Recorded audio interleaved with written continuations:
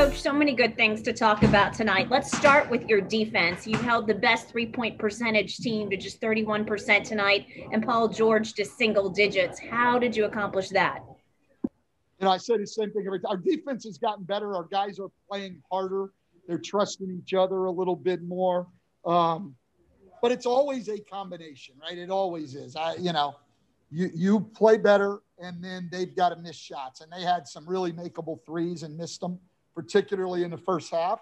And it allowed us to get out in front. So it's always both. But I thought our guys were into Paul George. I thought, Lonzo and Najee did a good job getting into him, didn't give him anything easy. I thought our bigs did a good job of being up on pick and rolls, not letting him come off and shoot the ball. I thought the defense was good, and we were fortunate. So that's usually what happens. I'll take it. Absolutely. Willy Hernangomez in your starting lineup, he just always seems ready when his number is called. It's so much fun to see the good guy have so much success. How would you describe his contribution tonight? Well, he was tremendous, and he has done a great job of staying ready. But I think that's been one of the really good things with our team. I give the players a lot of credit, whether it's Billy, whether it's Najee Marshall, who didn't play for most of the year and then had to be ready, whether it's, Jackson Hayes had times where he didn't play, whether it's Wenyen Gabriel, who I thought was outstanding tonight in his minutes. Guys stay ready. So I give them a lot of credit.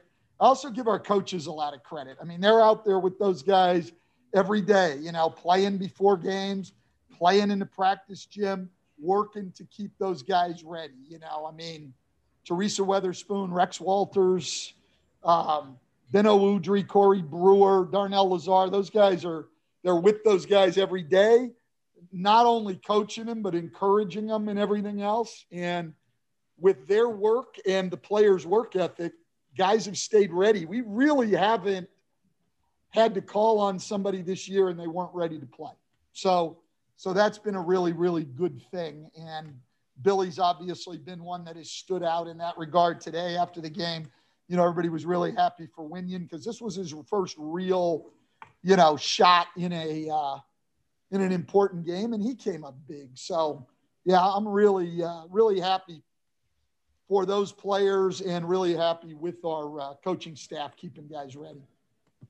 Coach, I want to go back to the defense again. And you said that, the Clippers missed some shots in the first half, and they did, but you did force 20 turnovers. You had 13 steals. There were deflections all over the place. It just seemed your guys were a step ahead as far as anticipation defensively. Yeah, there's no question. We've been much more active defensively. We talked about it yesterday in the sense, coming off that tough loss with San Antonio, we talked about how much we gave them the numbers, how much our defense has improved. And, we've got to start taking care of the ball and things like that, because our defense has improved enough to be a good team. This team, the record hasn't showed it. I get that. I'll take ownership of that, but this team's gotten a lot better, even through the injuries we've had. We've become a pretty good basketball team and a pretty consistent team in terms of how we show up and play every night. I mean, you notice even the good teams, right? I mean, there's blowouts here and there. Like, we've been pretty consistent showing up and competing every night. This is a good group to coach. There was a point in the second quarter where the Clippers got it down to 6. They were on a 16-6 run, and then your team showed a lot of poise and then ended the quarter on a 7-0 run. That really might have been the difference in the game, where they didn't allow the Clippers to really get into it. No, I agree, Graf. I mean, that would have, they made their run, momentum was going their way. And then to take that lead back up at the half, it's just a different feel. And look, I'm fully aware they didn't have Kawhi Leonard, but over this 8-game stretch of which going into today, over which Kawhi missed 7 of those games, they were still the number 4 offense in the league in that stretch and the number 1 3-point shooting team in the league in that stretch. And they were 6-1 in the games Kawhi had missed. So this team, as we played it, has been playing great. Obviously, Kawhi's a different story, but but we're not whole either. So that's just the way this season has been. You don't see very many games where both teams are whole. Stan Bled had 18. Only one of his field goals was a three. Got to the free throw line 7 times. What do you think about the way he attacked the basket in this game? Yeah, I just told him afterwards, Christian, I thought he was really, really aggressive, and I really liked that. Cuts, drives. I thought he was really aggressive attacking, and I thought that helped us a great deal. Their entire, as with most people, their entire game plan was Zion and Brandon, and these other guys have to take advantage, and he really did. Yes, Stan, it seems like after every tough loss you guys have gone through this year, you've made a point of saying, hey, I don't expect our guys to get down. I don't expect our guys to, give up or anything like that. What is it about this group that's allowed them to bounce back the way they have, after these tough losses? I just think it's a sign of their character, Will. This is a high character group that's been really resilient. We've been through a really tough few weeks here. You guys have watched them all. The 2 New York games, the Washington game, the Brooklyn game, the San Antonio game, where you're right there and playing well, and you're coming away with nothing, no reward for that or anything else. That's when you worry about teams. Are they just going to give in at some point? And we haven't.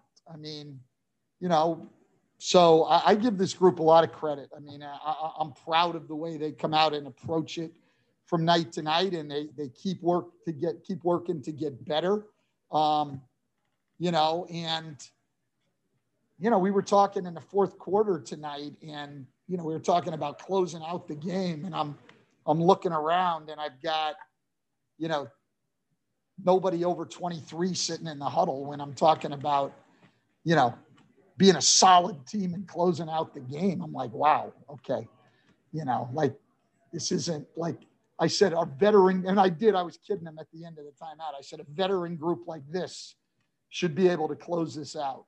And it's been a great group, though, to coach. And I just hope, for my sake, obviously, I'm not saying I don't care. For my sake, too, I want to win. But for theirs, they deserve to have some success because they're going about it the right way.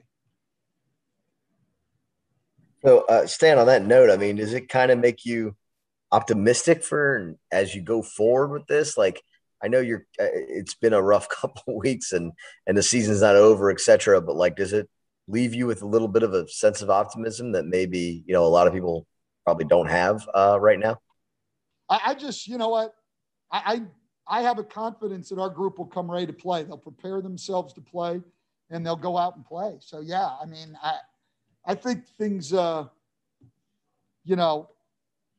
looking forward to these next little less than 3 weeks going forward to see what we can do. Now it's, we know it's 8 out of 11 on the road, so not going to be easy, but I'm looking forward to it because to see what our group can do over these last 20 days here.